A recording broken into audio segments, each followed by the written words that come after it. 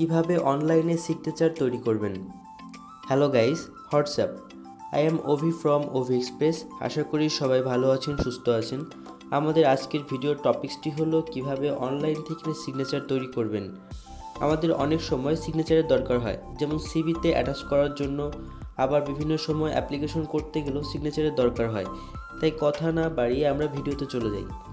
প্রথমত আমরা Google Chrome অ্যাপসে যাব, সেখান থেকে সার্চ বারে গিয়ে অনলাইন সিগনেচার মেকার লিখে সার্চ করব।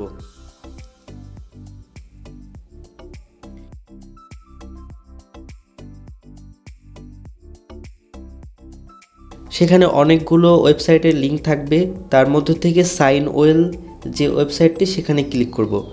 এখানে দুটো অপশন দেখতে পারবো, একটা হচ্ছে ড্র এ সিগনেচার আর একটা হচ্ছে টাইপ এ সিগনেচার।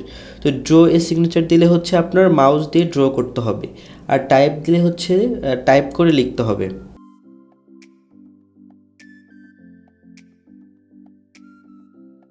তো আপনার পছন্দ মতো, অর্থাৎ হাতের লেখার মতোই হবে। তো হচ্ছে এবার আমরা টাইপে দিলে বিভিন্ন ফন্টে লিখতে হবে। ড্রোতে দিয়ে দেখি এভাবে মাউসের লেফট বাটন ধরে লিখতে হবে।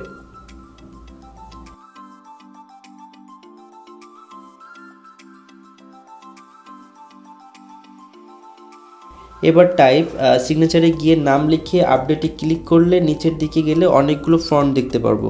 পছন্দ অনুযায়ী কালারও চেঞ্জ করতে পারবো, লেখাগুলোকে বাঁকাও করতে পারবো।